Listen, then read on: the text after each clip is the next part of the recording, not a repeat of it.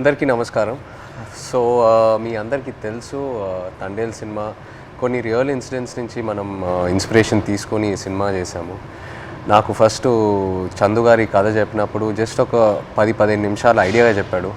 ఆ తర్వాత నేను శ్రీకాకుళంకి వెళ్ళి మత్స్యలేశంకి వెళ్ళి 22 మంది ఎవరైతే ఉన్నారో మత్స్యకారాలు వాళ్ళ నుంచి ఈ ఇన్సిడెంట్స్ బేస్ చేసుకొని సినిమా తీసామో వాళ్ళని వెళ్ళి కలవటం జరిగింది.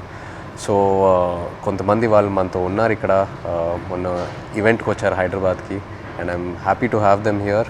సో వాళ్ళతో మాట్లాడి ఇంకా కొన్ని విషయాలు తెలుసుకుందాం. Hello, hi. సో అప్పుడు నాకు మీరు చెప్పింది ఏంటంటే మామూలుగా మీరు శ్రీకాకుళం నుంచి గుజరాత్ వరకు వెళ్ళి గుజరాత్లో అక్కడ బోట్లు తీసుకొని ఒక 9 నెలలు అలా సముద్రంలో అక్కడే ఏట పూర్తి చేసి మళ్ళీ తిరిగి మత్స్యలేశంకి వస్తారని. ఎందుకు గుజరాత్ వరకు ఎందుకు వెళ్తారు? అంటే మామూలుగా గుజరాత్ వరకు ఎందుకు వెళ్తున్నాం అంటే కారణం ఏంటంటే ఇక్కడ మనకి జిట్టీలు అందుబాటులో లేవు. ఓకే. అంటే ఇక్కడ ఏటకి వెళ్తుంటే అలలు పెద్ద కెరటాలు ఇరిగేస్తుంటాయి. దాని బోట్ల కింద ఉండిపోయి ప్రాణాలు కోల్పోతున్నాం. అయితే గుజరాత్లో ప్రతి 20 కిలోమీటర్లకి జట్టీలు ఉంటాయి అక్కడ. ఓకే. అందుకనే ఉపాధి ఉంటుందని వెళ్ళిపోతున్నాం అక్కడ. ఓకే. జీవనోపాధి కష్టపడ్డానికి వెళ్ళిపోతున్నాం. సో మీరు ఒకసారి అక్కడికి వెళ్ళాక ఒక నెల రోజులు సముద్రంలోనే ఉంటారా? ఒకసారి బోట్ తీసుకున్న తర్వాత నెల రోజులు సముద్రంలోనే ఉంటారు? నెల రోజులు ఉంటాం. లేకపోతే మీకు కంప్లీట్గా బోట్ డెక్ ఫుల్ అయిన తర్వాత తిరిగి వస్తారా? అది సముద్రంలో ఏటకి వెళ్తాం. చేపలు ఎక్కి పట్టిందంటే 20 రోజులకు వచ్చేస్తుంటాం. అంటే ఐస్ అంటారు కదా, ఐస్ అయిపోయిందంటే వచ్చేస్తాం. ఓకే. చేపలు ఎక్కి దొరికితే ముందు వచ్చేస్తాం. దొరకలేదంటే అక్కడక్కడ పట్టుకుంటూ నెంబర్లు కొట్టుకుంటూ ఎత్తుకుంటూ పట్టుకుంటాం. కొద్దిగా లేట్ అవుతుంది. చేపలు దొరికేవంటే హ్యాంగ్ వచ్చేస్తుంది జట్టి. ఓకే. అండ్ మీరు అక్కడ సముద్రంలో ఉన్నప్పుడు సెల్ ఫోన్ కనెక్షను, ఇంటితో మాట్లాడాలనుకున్నా, పిల్లలతో మాట్లాడాలనుకున్నా అలాంటి అవ్వదు. ఏ కనెక్షన్ ఉండదు? అవ్వదు. దగ్గరలో అవ్వద్దు. అంటే గుజరాత్ వేరే వాళ్ళు ఉంది కదా పోలవరం దగ్గర, దాని నెంబర్ కొడతాం. ఒక 200 కిలోమీటర్లు ఉందనుకో, ఆ స్టీరింగ్ పట్టుకుంటూ వస్తాం. దగ్గరలో ఒక 20-30 కిలోమీటర్లు టవర్ వస్తుంది మాకు.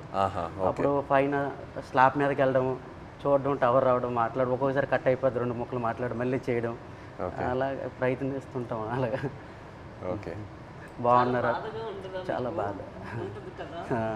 పిల్లలు బాగుంటారా, ఎలా ఉన్నారు, అందరూ బాగుంటారా, అమ్మ నాన్న అట్లా ఉన్నప్పుడు అంటే ఎక్కడో చిన్న ఫీలింగ్ తట్టి ఉంటారు. తుఫాన్ అంటారు సడన్గా. గుజరాత్కి ఇలాగా టీవీలో చూస్తాం కదా, గుజరాత్కి తుఫాన్ ఉందని వస్తారు.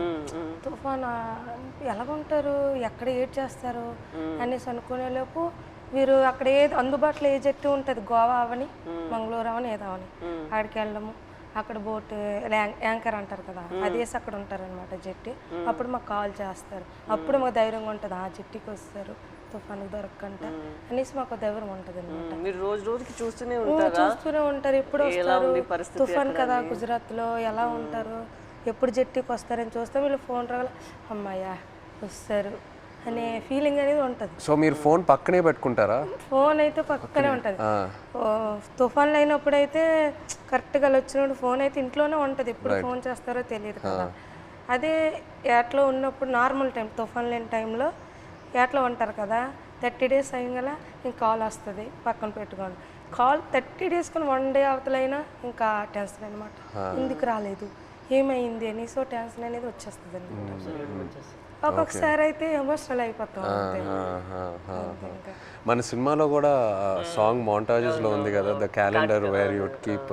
సో ఆ 30 డేస్ అక్కడి నుంచే ఆ చిన్న ఆ మూమెంట్ తీసుకున్నాం మీరు చెప్పిన దాన్ని బట్టి. అంటే మన ఫిల్మ్లో కూడా ఒక సీక్వెన్స్ ఎలా పెట్టాం, ఇన్ని రోజులు అయిపోయిన తర్వాత ఎలా కొంచెం చేతులు ఉణుగుతున్నాయో తెలుసా అని. సో ఒకవేళ 30 రోజుల్లో ఫోన్ రాకపోతే అంటే అక్కడ వాళ్ళని కాంటాక్ట్ చేయడానికి ఏదైనా మీకు ఎమర్జెన్సీలా ఏదైనా నంబర్ ఉందా? ఏమీ లేదు, ఏముండదు. సేట్తో మాట్లాడాలని, సేట్లు ఉంటారు కదా వీళ్ళకి బోటుకి సంబంధించి, వాళ్ళతో మాట్లాడి వాళ్ళ భాష మనకు తెలియదు. వాళ్ళ భాష తెలియదు కాబట్టి వాళ్ళకి మనం ఫోన్ చేయలేము. ఆ భాష వచ్చినంటే మన దగ్గర ఉంటారు. ఆ భాష వచ్చిన వాళ్ళందరూ గుజరాత్లో ఉంటారు కదా, జెంట్స్ మొత్తం గుజరాత్లో ఉంటారు. ఓన్లీ లేడీస్ ఇక్కడ ఏదో కూలి పని చేసుకొని చేపలు పట్టుకొని వెళ్ళి అమ్ముకోవడం, కానీ ఇక్కడ మా లేడీస్ ఉంటాం అంతే. మాకు ఇది తప్పించి వేరే వృత్తి అయితే రాదు, చేపల వృత్తి. ఎప్పుడైనా ఇంత ఒక దేశానికి తెలిసిపోయింది ఇలాగా 22 మంది మత్స్యకారులు దొరికిపోయారని. కానీ మళ్ళీ మేము అదే గుజరాత్కి వెళ్తాను వేట చేయడానికి తప్పదా, మాకు అదే ఉపాధి అంతే. మీకు ఎలా తెలిసింది ఆ రోజు ఎలా వాళ్ళు అక్కడ దొరికిపోయారు అనేది?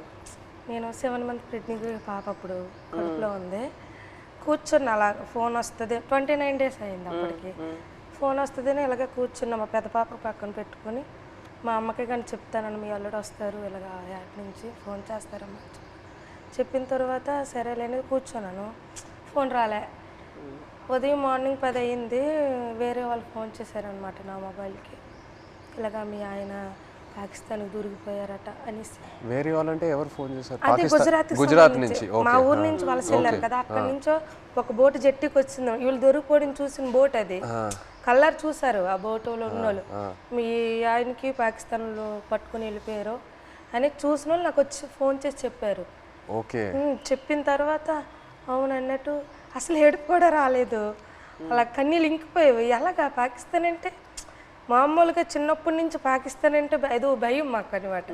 చిన్నప్పటి నుంచి పాకిస్తాన్కి మనకి యుద్ధాలు ఏదో వినేవారు, అలాంటప్పుడు పాకిస్తాన్ అంటే భయం మనకి. అలాంటిది పాకిస్తాన్కి దొరికిపోవడం ఏంటి, ఏం చేస్తారు ఏమో, చంపేస్తారేమో, ఉగ్రవాదులకి గట్రా పేల్చుకోవడం చంపేయడం విన్నాం కదా, ఏమో చంపేస్తారేమో నీటిలో ఉండే అదో టెన్షను. అలాగా కూర్చొని అందరం ఫ్యామిలీ మొత్తం, ఏ ఊర్లో వాళ్ళు సంబంధించిన వాళ్ళు, మా ఊర్లో అయితే 7 ఉన్నారు, మా పంచాయతీలో సంబంధించిన 7 మా దగ్గర కూర్చొని ఏమైంది అనేసి అంటే, ఒక అబ్బాయి భాష వచ్చిన గుజరాతీ భాష ఆడిన అబ్బాయికి మేము వీళ్ళు సేటు ఉంటారు రామారావు వాళ్ళ సేటు, వాళ్ళ సేటుకి ఫోన్ చేయించాం. అడగండి ఒకసారి ఏమైంది ఆ సీట్కి అంటే, వాళ్ళు ఫోన్ చేసి అడిగారనమాట ఏమైంది, ఆ పాకిస్తాన్ వాళ్ళు పట్టుకెళ్ళిపోయారంట, ఏమైంది సీట్ అని అడిగితే అతనే మా పట్టుకుని వెళ్ళిపోయారు, నీటిలో ఉంచారని చెప్పారు. ఇంకా మాకైతే ఎలాగ వస్తారు అనేసి, ఎలాగ ఆలోచించాలి, ఎక్కడికి వెళ్ళాలి, ఎలాగ తీసుకురావాలి అనేసి ఒక ఎమోషనల్ అయితే మామూలుగా కాదు. 22 members అంటే చిన్నపిల్లలు, అప్పుడే మ్యారేజ్ అయిన అబ్బాయి అక్కడే ఉన్నాడు, నేను కడుపుతో ఉన్నాను, 2 పిల్లలు, ఒక భర్త దొరికిపోయిన ఆవిడ కూడా ఇంకా ఆ బాధ వేరే, 2 బిడ్డలు ఒక భర్త అంటే ఇంకా ఆ ఎమోషన్ అయితే ఇంకా వేరే. అందరం ఇంకా అంతే, ఏం చేయాలని ఆలోచనతో ఓ 1 month వరకు అలా ఉన్నాం. ఇలాగా న్యూస్ వచ్చి ఇలాగా ప్రసారం చేయడము, మీడియా కొంచెం హెల్ప్ చేసింది. ఓకే. ఓకే. మీరు ఆ పాకిస్తాన్లో ఇంతకుముందు వేరే ఎవరైనా ఇలా పాకిస్తాన్ సైడ్కి వెళ్ళి వాళ్ళు పట్టుకోవటం జరిగిందా, లేకపోతే ఫస్ట్ టైం ఏనా ఇలా జరగటం? ఓకే. ఓకే. ఇప్పుడు కూడా ఉన్నారు అక్కడ? ఇప్పుడు ఉన్నారో తెలియదు కానీ మీరు అప్పుడు ఉన్నప్పుడు అక్కడ మీరు వెళ్ళి ముందే అరెస్ట్ అయ్యి ముందే ఉన్నారు అక్కడ. తీసుకెళ్ళేటప్పటికి మేము ఏడుస్తున్నాం అక్కడ. ఏడుస్తుంటే వాళ్ళు మాకు బుద్ధిరిస్తుంటారు, పళ్ళకోయండి అదేటి ఇదేటని. వాళ్ళు అన్నారు మాకే 2 సంవత్సరాలు అయింది మేము వెళ్ళట్లేదు అని మరికొద్దిగా ఏడ్చేస్తున్నాం మేము. వాళ్ళు 1.5 సంవత్సరాలు ఒక్కొక్కరు ఒక్కొక్క కారణం. అంటే ఆధార్ కార్డులు పేర్లు రాంగు, ఒక్కొక్క పేరు అంటే ఒక బోట్లో 9 మంది ఉంటారు, వాళ్ళకి ఏదో అర్జెంట్ పని నుండి వెళ్ళిపోతారు వాళ్ళు. అంటే టిక్ పాస్లో పేరు ఉండాలి, నేను ఎవరు కలాసి వచ్చారనుకో ఆ టిక్ పాస్ ఆఫీస్కి వెళ్ళి పేరు రప్పించుకోవాలి, పలానా రామారావు పలానా రాంబాబు అని. అది ఎవరు వెళ్ళిపోతే వాళ్ళ పేరు ఏం చెప్పేశాడు అక్కడ. మన ఇండియా నుండి హై కమిషనర్ వచ్చేటప్పుడు కొన్ని పేర్లు రాంగ్ చెప్పేస్తారు అలా, దానివల్ల ఆయన ఉండిపోయాడంట అక్కడ. ఆయన చెప్పడం మరికొద్దిగా ఏడుపు వచ్చింది మాకు, చాలా బాధ అనిపించింది. ఆ నైట్ భోజనం కూడా మానేసాం, మళ్ళీ అలాగ రోజులు గడిచిన కొద్ది అలాగే ఇదైంది. అక్కడ జైల్లో అంటే మీరు ఏం చేసేవాళ్ళు రోజు? ఏదైనా ఫ్రీడమ్ ఇచ్చేవాళ్ళా లేకపోతే సెల్లోనే ఉండేవారా, ఏం చేసేవారు? అంటే తెల్లారితే వచ్చేవారు కానిస్టేబుల్ పోలీస్ పాకిస్తాన్, లేపి మొక్కలకి నీళ్ళ గంట పోసేవాళ్ళం. ఓకే. తర్వాత గడ్డి గంట తెంపేవాళ్ళం, గడ్డి. తర్వాత గార్డెనింగ్ అని వాళ్ళు పాకిస్తాన్ ఖైదీలతో నీళ్ళు జల్లిస్తారు, వాళ్ళు జల్లిస్తే కర్రకి గోనకి చుట్టేసి అలాగా అలికినట్టుగా కలాపేసినట్టు చేపిస్తారు. మాకు నీళ్ళు మోయమంటారు మాకు. ఓకే. ఆ నీళ్ళు మోస్తాం, 1-2 గంటల పని ఉంటుంది, మళ్ళీ లోపల తీసుకెళ్ళి తాళాలు వేసేస్తారు. ఇప్పుడు మీరు ఒకవేళ ఇంట్లో వాళ్ళతో మాట్లాడాలంటే ఉత్తరాల వైపే మీకు కమ్యూనికేషనా, లేకపోతే సెల్ ఫోన్తో? ఫోన్ ఏం లేదు, ఓన్లీ ఉత్తరాల వైపే. అండ్ అది పంపించడానికి ఎంతసేపు పట్టేది? మీరు ఒకసారి రాసిన తర్వాత, ఉత్తరం రాసిన తర్వాత వెళ్ళి మత్స్యలేశంకి చేరడానికి ఎంత టైం పట్టేది? అంటే మేము దొరికిన తర్వాత వాళ్ళు ఇండియా వాళ్ళు ఉన్నారు దాంట్లో, ఉత్తరాలు కూడా మేము అదే నెల 2 నెలలకి ఒక్కొక్కసారి లేట్ అయితే 3 నెలలు కూడా వస్తుందని చెప్పారు. మేము కూడా లెటర్లో రాసాం ఇలా అనుకోండి అంటే ఏట పూర్తి అయిపోయింది, అదే రోజు తెల్లారిసరికి వచ్చే టైంకి అనుకోకుండా దొరికిపోయాం, ఇలా జరిగింది. ఒక పక్క బాధగుండా లోపల దిగమింగుకొని మీరు శుభ్రంగా ఉండండి అని వాళ్ళకి చెప్పాం. అప్పుడు ఇప్పుడు ప్రెగ్నెంట్ అప్పుడు అదే ఏట రావాలనుకుంటాను ఊరు నేను ఇంకా వచ్చి రావాలనుకుంటా ఇంకా దొరికిపోయింది. లెటర్లో మాకు జాగ్రత్త చెప్తూ వాళ్ళ పైన ఆవేదన కూడా మాకు కనిపించింది లెటర్. జాగ్రత్తగా ఉండండి, ఇక్కడ మాకేం పర్వాలేదు కానీ వెళ్ళి పోరాటం చేయండి అంటే అక్కడ ఏంటంటే జాగ్రత్తగా ఉండండి వెళ్ళి పోరాటం చేయమంటే మాకు ధైర్యం చెప్తూ వాళ్ళకి బయటికి తీసుకురావడానికి పోరాటం చేయండి నేను ఒక ఆవేదన అనేది కనిపించేది మాకైతే. ప్రెగ్నెన్సీ కదా అయినా సరే ధైర్యం చేసి వెళ్ళేదాన్ని, ఎక్కడ పొలిటీషియన్ మీటింగ్లు ఉన్నా సరే వెళ్ళేది. ఏమో సింపతి ఉంటుందేమో, అరే ప్రెగ్నెన్సీ కదా లేడీ కదా పాప వాళ్ళ హస్బెండ్ దొరికిపోయారు అనేసి ఒక సింపతి ఉంటుందని ధైర్యం చేసి వెళ్ళిపోయేదాన్ని. ఓహో మీరు వెళ్ళిపోయారు. నేను వెళ్ళిపోయేదాన్ని, తను ఆల్ ద పొలిటికల్ అన్ని దగ్గరికి వెళ్ళిపోయేదాన్ని. అందరూ మీ హస్బెండా కడుపుతూ ఉన్నావా అయ్యో పాపం అనేవారు. ఏమో సింపతి ఉంటుంది కదా సార్, అంటే వీళ్ళకి అక్కడికి తీసుకెళ్దాం ఢిల్లీ వరకైనా తీసుకెళ్దాం అంటే సింపతి ఉంటుందేమో అనేసి నేను గర్భవతితో ఉన్నప్పుడు కూడా వెళ్ళేదాన్ని. 9 months వరకు నేను డెలివరీ ముందు వరకు కూడా నేను పోరాటం చేశాను వాళ్ళు రావాలని. సో మీరు అక్కడ ఆంధ్రాలో తిరిగారు ఇలా పొలిటికల్ మీటింగ్స్ ఏదైనా ఉంటే, ఆ తర్వాత గుజరాత్ వరకు కూడా వెళ్ళారు కదా? ఢిల్లీ వరకు వెళ్ళారు. గుజరాత్కి వెళ్ళా స్టేట్ దగ్గర ఢిల్లీ వరకు వెళ్ళారు. స్టేట్లకి ఫోన్ల వరకే, గుజరాత్ వెళ్ళలేదు. డెలివరీ అయిపోయిన తర్వాత 20 days పాపకి 20 days పాపకి ఇంటి దగ్గర వదిలేసి దాన్ని ఢిల్లీ వెళ్ళాం. ఢిల్లీ వెళ్ళిన తర్వాత అంటే అందరూ అనేవారు, ఇతను కూడా లెటర్లో రాశారు ఢిల్లీ వెళ్ళండి, ఢిల్లీ వెళ్తే మనకి వచ్చే అవకాశాలు ఉన్నాయని ఇతను లెటర్లో రాసేవారు అనమాట రామారావు గారు. సరేలే ఢిల్లీ కొంచెం అది పేద పరిస్థితి కదా సార్, ఢిల్లీ అంటే మాకు తెలియదు, భాష తెలియదు, ఎలాగెళ్ళాలో తెలియదు. అలాగ ఉన్నప్పుడు కొంతమంది అదే పొలిటీషియన్ వచ్చి ఇలాగ రండి అక్కడ మీకు పని జరుగుతుంది ఏం అవ్వదు గైడ్ చేయడానికి ఒక అతను వచ్చి వెళ్ళండి అంటే సరేలే ఇంత పోరాటం చేసి ఇదే చేయలేమా అనేసి ధైర్యం చేసి వెళ్ళాం ఢిల్లీ. ఢిల్లీ వెళ్ళిన తర్వాత అక్కడే ఢిల్లీ వెళ్ళిన తర్వాతే వీళ్ళు బయటకు వచ్చారు. అంతవరకు ఆ 14 నెలలు అక్కడే ఉన్నారు. అతను అంబాసిడర్తో మాట్లాడడం కానీ ఉన్నారనడం కానీ. మెయిన్ మాకు బాధ కలిగించింది ఏంటంటే పుల్వామా దాడి. ఆ దాడి ఇలాగ మార్నింగ్ ఇలాగ టీవీ వేసాను, ఇలాగ మన ఇండియన్కి ఆర్మీకి ఇలాగ ఉగ్రవాదులు చంపేశారు, ఆత్మహత్య దాడి అయిందని తర్వాత అవునా ఎందుకు అనేసి వీళ్ళకి ఏం చేస్తారని ఇదో బాధ. మళ్ళీ అక్కడ మరి ఇండియన్స్ ఉన్నారు కదా సార్, ఏం చేస్తారని బాధలు ఉన్నప్పటికీ లెటర్స్ అయిపోయి 3 months. వచ్చిన లెటర్స్ బాగానే వచ్చి పుల్వామా దాడికి ముందు లెటర్స్ కంటిన్యూ అయ్యాయి. మేము పంపించింది అతనికి వెళ్ళేది, అతను పంపించింది మాకు వచ్చేది. కానీ పుల్వామా దాడి తర్వాత స్టాప్ అయిపోయింది. 3 months వరకు ఒక్క లెటర్ రాలే. ఇంకా మాకు ఇంకా టెన్షన్ ఇంకా ఎక్కువైపోయింది, అదో బాధ అనేసి ఇలాగా మరి ఇంకా లేదు ఉండొద్దు ఎక్కడ ఢిల్లీ వెళ్ళిపోతాం అనుకుని అందరం 22 ఉమెన్స్ అందరూ ఇంకా లేదు పదండి అనేసి 22 మంది వెళ్ళిపోదాం లేదు ఇంత మా ఓన్ డబ్బులు అనుకుని పదండి అనేసి ముందడుగేస్తాం అంతే. ముందడుగేసుకుని వెళ్ళిపోయామంతే. వచ్చిందో రాందో వెళ్ళాం. అక్కడికి వెళ్ళిన తర్వాత జయశంకర్ అని విదేశాంగ మంత్రికి కల్పించారు. ఇంగ్లీష్ రాదు కదా, ఏదో మా తెలిసిన భాషలు అంటే అతను మా కన్నీళ్ళు చూసి అతనికి అర్థమైపోయింది అనమాట. ఓ ఇంత బాధపడుతున్నారని ఏడుస్తాను. మా ఆవేదన చెప్తూ మా కళ్ళని నీరు వచ్చేస్తుంది. అది చూసి పాపం అతను తట్టుకోలేకపోయారు. వెంటనే ఫోన్ పాకిస్తాన్ చేశారు. మన ఇండియా అంబాసిడర్ చేసిన తర్వాత పర్లేదు ఉన్నారు ఇలాగ వస్తారు అని చెప్పారు. జనవరి కల్లా వచ్చేస్తారు అన్నారు. మా దగ్గర చెప్పారు జనవరి కల్లా వచ్చేస్తారు, రాకపోతే మీకే పాకిస్తాన్ నేను తీసుకెళ్తాను, నేను భరోసా ఇస్తానని మాట ఇచ్చిన తర్వాత అప్పుడు ఇంకా హ్యాపీ అంతే. అతను అన్నట్టు జనవరి కల్లా మాకు ఫస్ట్ కల్లా అక్కడి నుంచి లిస్ట్ వస్తుంది అనమాట. గనగల రామారావుకి వాళ్ళ భాష వేరే కదా సార్, గనగల రామారావు, గుణగల్ల రామారావు, కేసమర్రికి కసమర్రయ్య అన్నట్టు పేరు ఓహో మీ పేరు కరెక్ట్గా వేయలేదా? లేదు సార్ ఆ లిస్ట్ కూడా రాంగ్ వచ్చింది అనమాట. గనగల రామారావుకి గంగల్ రామారావు. సో మీరు కన్ఫ్యూజ్ అయిపోయారా ఎవరు అక్కడ ఎవరు ఉన్నారు ఏంటి? సరేలే అది ఉర్దూ బస్ కదా ఏమో ఇలాగ తెలియపు ఇలాగ రాశారేమో అని మాకు మేము ఆలోచించుకొని వచ్చేస్తారు అన్నట్టు. మీకు ఆ టైంలో ఎలా అనిపించింది? సడన్ గా భయం వేసింది. పేరు డిఫరెంట్గా ఉన్నప్పుడు 22 మందిలో 21 మంది వెళ్ళిపోయి నన్ను వదిలేస్తారేటని ఒక ఇది. వీళ్ళు కావాలని వాళ్ళకి రాస్తారేటో చెప్పలేం. పాకిస్తాన్ ఓన్లీ మీ పేరే తప్పేశారా? అందరివి ఉన్నాం, ఓకే అందరివి అందరివి ఏదో ఒక మాది కొంతమంది అక్కడక్కడ పేరు గనగల రామారావుకి గంగల్ రామారావు వచ్చింది. గంగల్ రామారావు వస్తే మరి పేరు డిఫరెంట్ అయితే ఖచ్చితంగా వదిలేస్తారని అందరూ ఇండియా వాళ్ళు అంటుంటారు. ఇంతకుముందు ఉన్నవాళ్ళు పాత వాళ్ళు. నాకైతే రాత్రి ఇద్దరు రాలేదు. 22 మందిలో 22 నా పేరు రాకపోతే నాకు వదిలేస్తే నాకు నిద్ర పట్టట్లేదు, తినాలనిపించట్లేదు. అప్పటికే 14-15 నెలలు అయిపోయింది, సంవత్సరం దాటిపోయింది. అప్పటికి ఇలాగ అయిపోయాను, సన్నంగా అయిపోయాను. వాళ్ళు ఏదో చపాతీలో అంటే ఏదో కలుపుతారంట అక్కడ జైల్లో. అదేదో మనకి ఏదో బరువు మోయాలని మోయలేమంట, ఆవేశం వచ్చేస్తుందంట. వాళ్ళు చెప్పిన మాటలే అప్పటికే సన్నంగా అయిపోయాను. తర్వాత నోటానికి కూడా బ్లడ్ వచ్చేస్తుంది. ఏమంటే టెస్టులు చేస్తే వేడి వల్ల అన్నారు, ప్రాబ్లం లేదంటే కొద్దిగా ఆపేయకుండా ఉన్నారు.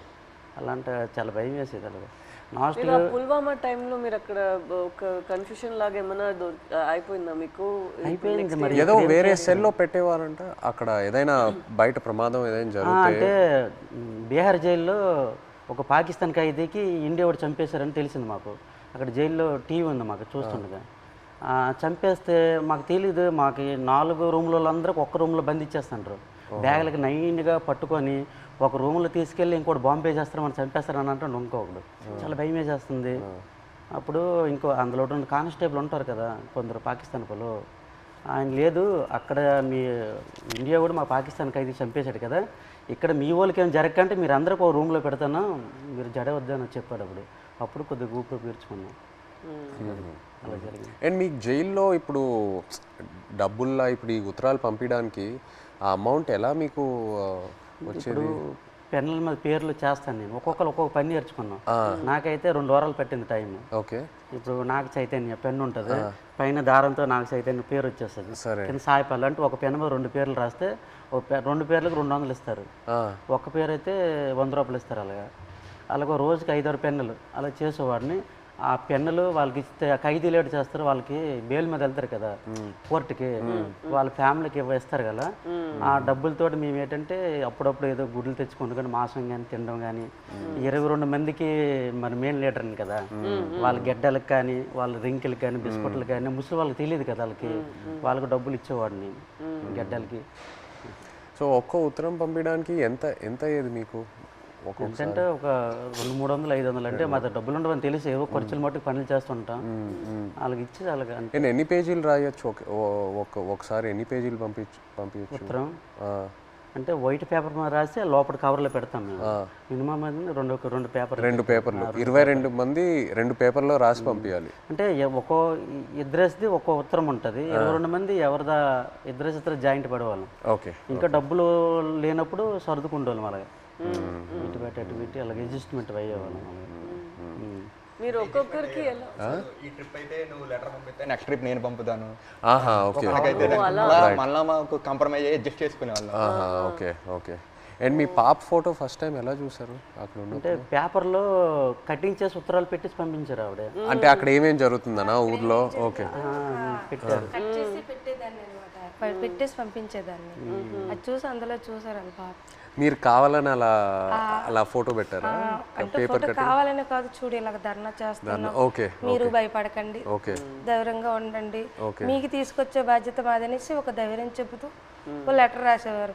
ఇక్కడ మేము భయపడే వాళ్ళకి భయపెట్టిస్తే వాళ్ళు ఇంకా భయపెట్టేస్తారు కదా అనేసి ఒక పోరాటం చేస్తాను, మీరు జడకండి ధర్నాలు చేస్తాను అనుకుని పాప ఫోటో కట్ చేసి పెట్టేసి పంపించారు. జైల్లో అయితే చాలా బాధ. అంటే ఆ పాకిస్తాన్ ఖైదీలకి పడుకుని పెట్టి చెట్ట పైకి ఎత్తేసి పట్టుకొని పెద్ద బెల్ట్ ఉంటుంది, ఇలాగ బాధేసేవారు. అమ్మో సచ్చాను బావ సచ్చాను అంటే మేమేంటి మనకి అలాగ కొట్టేస్తారని మేము జడిసిపోయాం. ఈ చెట్ట పైకి ఎత్తేసేవారు, చేయలాగా సాపేసేవారు. కింద పడుకుని పెద్ద బెల్ట్ ఉంటుంది కర్ర పట్టుకొని ఇలా తిడ్డ ఉంటుంది అలా ఉంటుంది. ఆ బెల్ట్లో అలా కొడుతూ అమ్మో సచ్చాను 10 దెబ్బలు అంటే అలాంటివి. మనకి ఇండియా వాళ్ళు కూడా అలాగే కొడతాను జడిసిపోయాం. ఫస్ట్లో మేము వెళ్ళేటప్పటికి మొక్కలకి నీళ్ళు పోస్తుంటాం కదా, ఆ పక్కన వాళ్ళకి అది ఏం చేసాడో మనకు తెలీదు. అలా కొడుతుంటే అలాగే మనకి కూడా కొట్టేస్తారని భయం వేస్తుంది ఫస్ట్లో. వాళ్ళు అన్నారు మీకు ఇలాగ కొట్టరు, మీరు ఇంకా ఒకసారి 2 సార్లు తప్పులు చేస్తే మీకు కొడతారు. తప్పులు అంటే జైల్లో కానీ మా 22 మందిలో కానీ, ఇంకా గుజరాత్లో ఉన్నారు ఇండియా వాళ్ళు కదా, ఏ బాత్రూమ్ దగ్గర బట్టలు ఉతుక్కున్నప్పుడు కానీ మనలో మనం కొట్టుకుంటే ఒకసారి కుదిరేసి రెండోసారికి గడికి ఒక మనిషి 3 తప్పులు చేస్తే మీకు కూడా అలాగే పడుతుంది. అంటే అప్పటి నుంచి గొడవలు కూడా అదే బాత్రూమ్ దగ్గర అలాగే అడ్జస్ట్మెంట్ అయిపోవాలి మేము. అలాగే అలా కొట్టేస్తారు రిటర్న్. మీరు ఒక్కొక్కరికి ఎలా సమాధానం చెప్తారు అక్కడ ఎన్ని రోజులు ఉన్నప్పుడు? ఎలా మీరు సమాధానం ఏంటి, తిట్టేవారు కూడా 22 మంది ఉన్నాం, నీ వల్లేని ఇలా ఇలా జరిగింది, మా డ్రైవర్లు కూడా నీ వెంట వచ్చారు. అంటే ఇంతకుముందు ఇతనికి యాట్లో గనగల రామారావు పాకిస్తాన్ వైపు ఎక్కి యాడ్ చేసేవారు, బోర్డర్ దగ్గరలో ఇతని వల్ల దొరికిపోయారు అనేసి ఒక బ్యాడ్ నేమ్ మీద వస్తుంది ఇతనికి. ఇతను అది దృష్టిలో పెట్టుకుని భోజనం సరిగ్గా చేసేవారు కదా అక్కడ. పెళ్ళి అవన్న కుర్రోలు కూడా ఉన్నారు కదా, నాకు పెళ్ళి అవ్వకుండా కూడా మీరు చేస్తారు, మీ నిండా మీకు దొరికిపోయాం అని అనేవారు. ఒక బాధలో ఉండేది. తప్పదు మరి, జరిగిపోయింది చాలా బాధ. బట్ ఇప్పుడు వాళ్ళందరూ బయట వచ్చేసారు, పిల్లలు కూడా చేసుకుంటారు. భయంలో ఉన్నప్పుడు అలాగే సడన్ గా మనం మాట్లాడతామా అనుకునేది అని మాట్లాడేస్తాం. మీరు గుజరాత్ సేట్ దగ్గరికి వెళ్ళి ఆయనతో మాట్లాడటం ఆ ఐడియా రాలేదా? అంటే సేట్ దగ్గరికి వెళ్తే ఆ డబ్బు ఆ విషయం భాష రాదు కదా, సో దానివల్ల మీరు కొంచెం ప్రెగ్నెన్సీ డెలివరీ టైం కదా సార్, అతను లేరు, మనకి కొంచెం ఇబ్బంది ఉందనేసి నేను అతను సేటికి ఫోన్ చేశాను సార్. అక్కడికి చేసిన తర్వాత ఇలాగ అంటే భాష వచ్చిన వాళ్ళతో మాట్లాడించాను, ఇలాగ చెప్పండి డెలివరీ టైం ఉంది కదా, అతనికి ఏమైనా అమౌంట్ అయింది, నేను వెయ్యను అంటే కొంచెం కోపంగా మాట్లాడేవారు వాళ్ళు. నేను వెయ్యను, పట్టించుకోలేదు వాళ్ళు సేట్లో. మాకు కూడా 2 బోట్లు దొరికిపోయాయి కదా, నేను ఎందుకు మీకు వేయాలన్నట్టు మాట్లాడేవారు. ఇప్పుడు మీరు ఇలా ఒక పరిస్థితి రాలేదంటే కూడా మీకు చాలా కష్టాలు వస్తూనే ఉంటాయి కదా, మీకు రోజుకి ఇలా మీరు చెప్పినట్టు ఎలా తుఫాన్ వస్తుంది దాన్ని మీరు చూస్తూనే ఉండాలి కదా. తుఫాన్ వచ్చింది, అక్కడ చేస్తుండగా తుఫాన్ వచ్చింది, తర్వాత యాంటీ అని వైర్లెస్ మాకు పిడికి పడ్డా తిరిగిపోయింది, చాలా ఇబ్బంది పడ్డాం. తర్వాత బోటు మొత్తం నీరు అయిపోయింది, చాలా ఎదుర్కొన్నాం అన్నీ. ఒక్కొక్కసారి బోట్లు మునిగిపోతున్న టైంలో పక్కన బోట్ వచ్చి మనుషులకు కాపాడేవారు, బోట్ మాత్రం మునిగిపోయేది. కానీ అక్కడ పక్కన బోట్ లేకపోతే ప్రాణాలు కూడా కోల్పోతారు. అలాంటి పరిస్థితి ఇదని వాళ్ళు చెప్పినప్పుడు మీరు మీ ఆయన దగ్గర అడగలేదా, మీరు ఎందుకు ఈ పని చేస్తున్నారు, మాతోనే ఉండండి, ఇక్కడే ఏమైనా పని చేయండి, మీరు అట్లా ఏం అడగలేదా? లేదు మేడం, అలాంటి ఉపాధి అక్కడ లేదు, మా సైడ్ లేదు. అక్కడికి వెళ్తేనే మాకు మేము అంటే ఇక్కడ రూపాయి వేస్తే అక్కడ 2 రూపాయలు లేదు. ఇక్కడ నెలనోలే లైక్ ల్యాండ్ ఇట్ సెల్ఫ్ వేరే ఏమైనా ఒక పని మనం చేసుకోవాలి కదా, ఇంత రిస్కీగా ఎందుకు? చాలా మంది డిగ్రీ ఇవన్నీ చదువుకుని ఉన్నారు చాలా మంది, చేసిన వాళ్ళు కానీ జాబులు రావట్లేదు. మంచిగా ఎస్టీ జాబితాలో ఏదో చేరిస్తే మాకు జాబులు వస్తామని అంటారు, కానీ చదువుకున్న జాబులు రావట్లేదు. అందుకే ఎక్కువ వలసలు వెళ్ళిపోతారు. చాలామంది చదువుకున్న వాళ్ళు కూడా వెళ్ళిపోతుంటారు. వీళ్ళ అబ్బాయి కూడా చదువుకుంటారు. చాలామంది డిగ్రీలు ఇంటర్లు చదువుకున్న జాబులు రాక వెళ్ళిపోతుంటారు. మా మధ్యకి ఎస్టీ జాబితాలో చేరిస్తేనే ఆ జాబులు వస్తావంటే దానికోసం ప్రయత్నిస్తాను, కానీ ఇక ఎవరు సరిగ్గా పట్టించుకోవట్లేదు. ఎందుకు మాకు జాబులు రావట్లేదు అర్థం కావట్లేదు. సో మీరు శ్రీకాకుళం నుంచి లెటర్స్ పంపిద్దాం అనుకున్నారు కదా పాకిస్తాన్కి, అప్పుడు జైల్లో ఉన్నప్పుడు. అప్పుడు ఇక్కడి నుంచి లెటర్లు పంపించడానికి ఏదైనా ఇబ్బంది ఉండిందా? ఇబ్బంది ఉంది. ఇక్కడ నుంచి లెటర్స్ అంటే వాళ్ళు అడ్రస్ రాశారనమాట, ఇలా పంపించండి, టు అడ్రస్ ఫ్రమ్ అడ్రస్ అన్నట్టు ఉంటుంది, ఇలా పంపించండి అని రాశారు. అలాగే మేము పోస్ట్ ఆఫీస్కి వెళ్ళి ఇలాగ రాస్తే పాకిస్తాన్ రాస్తే వాళ్ళు చదివారు, పాకిస్తాన్ ఏంటి, పాకిస్తాన్కి మీకేం సంబంధం, మీరు పాకిస్తాన్కి లెటర్ వేయడం ఏంటి, ఇలాగ అడిగేవారు అనమాట. చాలా ఇబ్బంది పెట్టేశారు. 2-3 డేస్ వాళ్ళకి ఇలాగే ఇబ్బంది పెట్టేస్తే మేము ఈ స్టోరీ మొత్తం చెప్పిన తర్వాత వాళ్ళు అప్పుడు ఒప్పుకున్నారు. తర్వాత మేము ఏదో పాకిస్తాన్ నుంచి వచ్చినట్టు, వీళ్ళు పాకిస్తాన్ వాళ్ళు, మీరు వేయడం ఏంటి పాకిస్తాన్ అనేసి వాళ్ళ క్వశ్చన్లు అడిగేవారు. చాలా ఇబ్బంది పెట్టేశారు. తర్వాత ఈ స్టోరీ మొత్తం చెప్పిన తర్వాత అప్పుడు నమ్మారు. అంతే. మీ ఫ్యామిలీ ఎవరు చెప్పలేదా మీకు ఇలా చేపలు పట్టుకున్న వాళ్ళని పెళ్లి చేసుకోకూడదు, ఇలాగే ఉంటుంది మీకు, ఇదన్నీ ఎందుకు, లేదంటే ఎందుకు లవ్లో పడుతున్నారు మీరు ఇలా రిస్కీ లైఫ్లో ఉన్న వాళ్ళతో, అలా ఏమి ఎవరు చెప్పలేదా? ఏదండి అదే మీరు ఎవరు చెప్పలేదా? అమ్మ నాన్న వాళ్ళు ఎవరు లేదు, ఇక్కడ ఉన్న వాళ్ళే చెప్పినా అవి లవ్లో ఉంటాం కదా, అవి కనిపించదు అనమాట. అంతే, లవ్లో ఉంటే అతనే కావాలన్నట్టు ఉంటది అంతే. ఎంత రిస్క్ అయినా పర్లేదు ఇలాగే ఉండిపోతుంది. అతనే కావాలి. మన తండేల్లో సత్య అండ్ రాజు లాగే ఒక రకంగా. సార్ ఇప్పుడు మేము పాకిస్తాన్ దొరికి భారతదేశం మొత్తం తెలుసు కదా, ఈ కథ తీయాలని మీకు ఎలాగనిపించింది? మా ఇంటికి రావడం, తినడం, చేయడం చాలా హ్యాపీ అనిపించింది. మీకు ఎలాగ ఆలోచన వచ్చింది తీయాలని? ఎంతమందికి తెలుసు కదా, చాలామంది ఉన్నారు, ఎవరికి రాని ఆలోచన మీకు ఎలాగొచ్చింది? లేదు, చాలా అంటే ఫస్ట్ నాకు చందు ఈ కథ చెప్పిన తర్వాత కార్తిక్ వచ్చి నాకు ఈ ఐడియా చెప్పాడు. ఆ తర్వాత చందు నాకు నేను సినిమాలో ఇలా ఇలా ఒక స్క్రీన్ ప్లే ఇలా తీద్దాం అనుకున్నాను చెప్పిన తర్వాత బాగా ఎక్సైట్ అయ్యా. వెంటనే మనం శ్రీకాకుళంకి వెళ్ళి మత్స్యలేశంకి వెళ్ళి అందరినీ కలుద్దాము, అక్కడ వాళ్ళని కలిస్తే నాకు ఇంకా మంచి ఐడియాస్ వస్తాయని చెప్పి అక్కడ వచ్చి మీతో ఆ రోజు స్పెండ్ చేయడం జరిగింది. ఆ తర్వాత వైజాగ్కి వెళ్ళి పోర్ట్లో మళ్ళీ సముద్రంలోకి వెళ్ళటం అదంతా జరిగింది. కానీ మిమ్మల్ని వచ్చి కలిసాక నాకు అర్థమైంది ఈ క్యారెక్టర్లో, ఈ కథలో ఇంకా ఎన్ని లేయర్స్ ఉన్నాయి, ఎన్ని కష్టాలు ఉన్నాయి, ఎన్ని హై పాయింట్స్, ఇన్స్పైరింగ్ ఎలిమెంట్స్ ఎన్నో ఉన్నాయని. సో ఇప్పుడు తండేలు అంటే దాని మీనింగ్ ముందే మీకు తెలుసా? కార్తిక్ చెప్పి లేదు, తండేలంటే అంతకుముందు తెలీదు. తండేలంటే మనకి ఈ బోట్ క్యాప్టెన్ లీడర్ అనేది ఒకసారి నాకు కథలోకి వచ్చాకే తెలిసింది, అంతకుముందు తెలియదు. మాకు అక్కడ తండేలు అంటారు గుజరాత్లో. అదే వాండర్లో మాకు తండేలు అంటే చిప్పి నడిపించే వారిని తండేలు అంటారు అక్కడ. అందుకే ట్రైలర్లో కూడా డైలాగ్ వేసాం, తండేలు అంటే ఓనరా కాదు, లీడర్. చాలా బాగా వచ్చింది సార్. అయితే సార్ అక్కడ ఎంత బాధపడ్డామో అంత హ్యాపీగా ఉంది ఈరోజు. ఎందుకంటే అది ఒక జీవితంలో గుర్తుండిపోద్ది అలాగా మా రియల్ స్టోరీ. ఇప్పుడు మేడం మీకు అంటే మేమైతే రియల్గా అన్నీ మా బాధలన్నీ తెలుసు మాకు, మేము పడే ఆవేదన. కానీ మీకు ఎప్పుడైనా షూటింగ్లో ఒక సీన్ చెప్పినప్పుడు, అదే ఎమోషనల్ సీన్ చెప్పినప్పుడు కానీ ఆ సీన్కి ఎప్పుడైనా మీరు ఎమోషనల్ అయ్యారా? అరే వీళ్ళు ఎంత బాధపడ్డారు అన్నట్టు మీకు ఎప్పుడైనా అనిపించిందా? మాకు మీ వే ఆఫ్ లైఫ్ రోజు రోజు మీరు ఎలా గడుపుతున్నారో అదే నాకు ఒక పెద్ద ఆశ్చర్యం. మీరు ఎలా చెప్తారు, నేను రోజుకి తుఫాన్ అక్కడ వస్తుందా, ఏమవుతుంది అని ఒక రోజుకి ఎలా మీరు గడపగలుగుతారు? నెక్స్ట్ రోజు లేచి అది నిజ లైఫ్లో నేను అది చేయగలుగుతాను అంత నాలో ఆ శక్తి ఉందని నాకు తెలీదు. సో ఒక్కొక్కసారి అలా చేసినప్పుడు మనం ఫిల్మ్లో నాకు ఈ ఆలోచనే వస్తుంది, వీళ్ళకి ఎక్కడి నుంచి ఆ ధైర్యం వస్తుంది? ఎందుకంటే నార్మల్గానే మనం అందరికీ ఇలా ఒక పరిస్థితి వస్తుంది అని మనకు తెలీదు.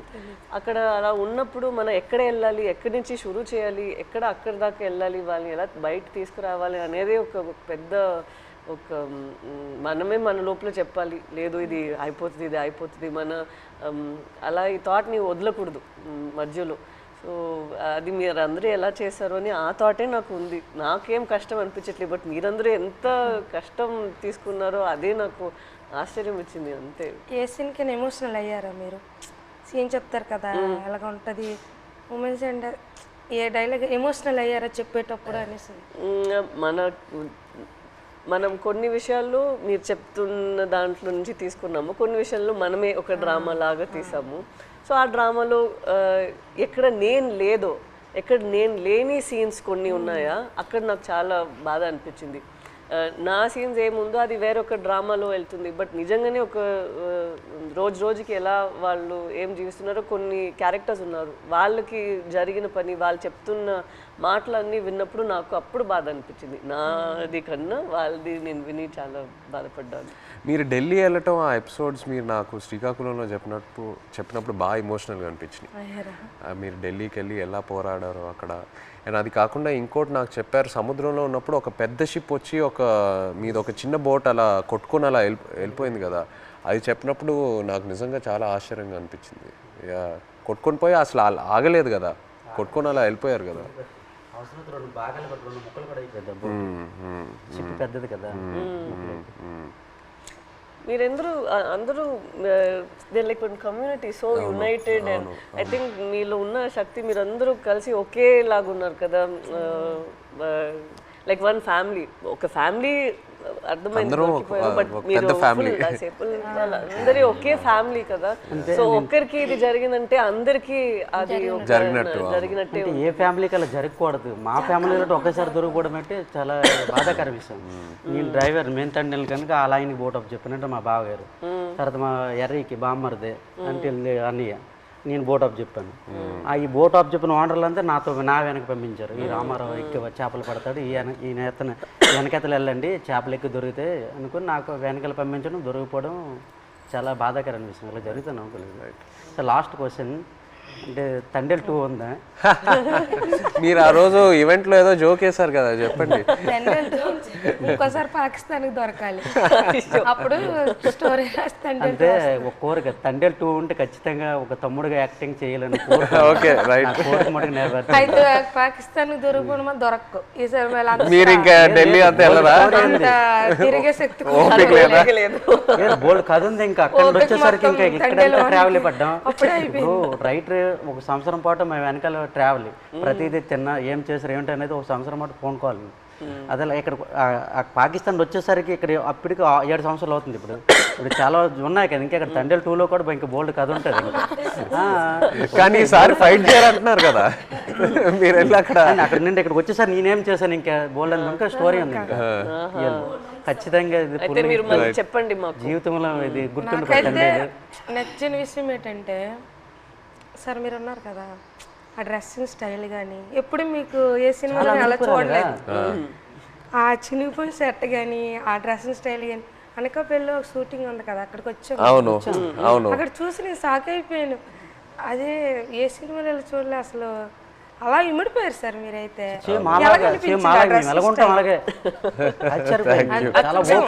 అదే నేను చెప్తున్నా కదా, మిమ్మల్ని వచ్చి అప్పుడు కలిసి మీతో టైం స్పెండ్ చేశాకే నాకు ఆ క్లారిటీ వచ్చింది. ఓకే మనం ఇలా క్యారెక్టర్ని ఇలా డిజైన్ చేయాలి. సో లాగా సేమ్ బనీలతోటి ఆ ఎండలోటి ఇవన్నీ చాలా కష్టపడ్డారు. చాలా యాంకర్ పట్టుకొని ఉన్నారు కదా ఫస్ట్ పోస్ట్ పట్టుకొని హైలైట్ అది అయితే అందరు కూడా మా ఊళ్ళు ముసలంతా సాయి సినిమా మేము చూడాలి. ఎవరికి ఫోన్ చేసినా అదే రింగ్ స్టోన్ బుజ్జి తల్లి. ఎవరికి ఫోన్ చేసినా రింగ్ స్టోన్ ప్రతి సెల్లకి హైలెస్ సాంగ్ ఉంది కదా, అది ఎలా హైలెస్ అది మా స్లాంగ్. అవును, ఎలా సింక్ అయింది అది అక్కడ అంటే మీ మలాలకి తెప్ప లాగేటప్పుడు వస్తారు కదా when they rowing, when they pulling the net. ఇప్పుడు అది రేరు. ఇంతకు ముందు జనరేషన్ లో ఎక్కువ వాళ్ళు వచ్చినప్పుడు దీనికి మీరు తెడ్డు అంటారు కదా, కత్తావ అంటాము. ఏమంటారు? కత్తావా. ఆ కత్తావ పట్టుకుని కత్తావా అంటాం మేమైతే. అండ్ పెద్దలు వచ్చినప్పుడు ఇలాగా బోట్ వెళ్తుంది కదా, ఆ కత్తం ఆయనతోటే అలా లెవెల్ చేసుకుని వచ్చి ఐలెస్ అనుకుని వచ్చి వడ్డీకి వస్తారు. అంటే ఎలా సింక్ అయింది అది, అది మాకు ఆశ్చర్యం. ఈ విషయం మన చందు మొనెటి అండ్ దేవి గారికి వాళ్ళకి క్రెడిట్ ఇవ్వాలి.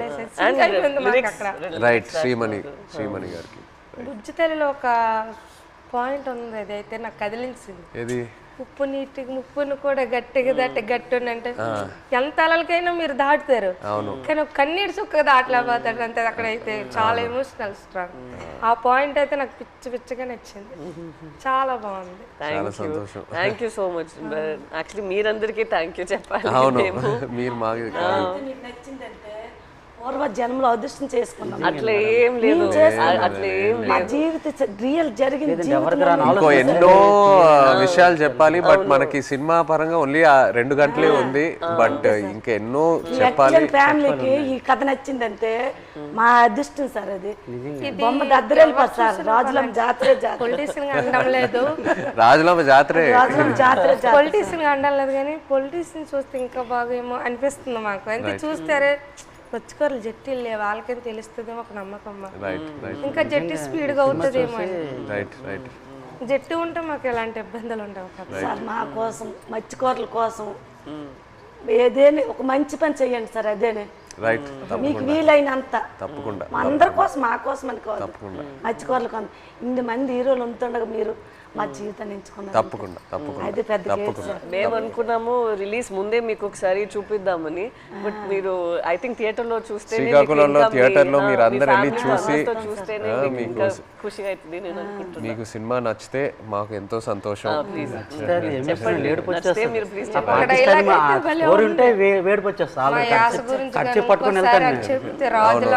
అది మిమ్మల్ని మైండ్ లో పెట్టుకొని చేస్తాం. అవునా? జరిగింది. ఇప్పుడు మేము చేపలు సార్, మా యాస వేరే ఉంటుంది. వాళ్ళు అక్కడ ఉంటుందిరా అనడానికి అక్కడ ఉంటుందిరా అనేసి మా భాష వేరే ఉంటుంది.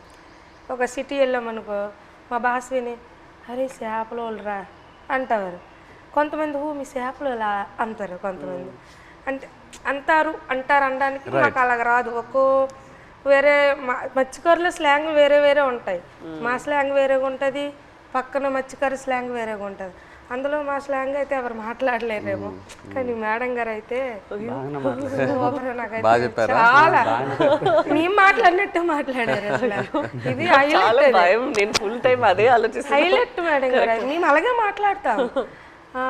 ఉంటుందిరా అలాంటి వెళ్దాం రా అన్నట్టే మేడం గారు. చాలా థ్యాంక్ యూ సో మచ్. ఇది నాకు పెద్ద compliment. Thank you very much. Success meet మాత్రం శ్రీకాకుళం అది నా ప్రామిస్. సినిమా రిలీజ్ తర్వాత సక్సెస్ మీట్ కి మేము శ్రీకాకుళమే వస్తున్నాము. మచ్చలేసు అక్కడికి వచ్చి కలిసి శ్రీకాకుళంలో సక్సెస్ మీట్ పెట్టి వెళ్తున్నాం. ఆ టైం లోపల మీ 25 మందిని కాల్ చేసి వాళ్ళని కూడా సక్సెస్ మీట్ లో వాళ్ళని కూడా అప్పుడు వచ్చేస్తే కరెక్ట్ గా ఉంటుంది. శ్రీకాకుళం నుండి కేమచ్చలేసి వస్తానరా, రమ్మంటే వస్తాం, ప్లాన్ చేస్తాం. బట్ సక్సెస్ మీట్ అయితే శ్రీకాకుళంలో చేస్తున్నాము తప్పకుండా. Okay, thank you so much. మాతో మీరు కలిసి ఇంత షేర్ చేశారు. Again thank you.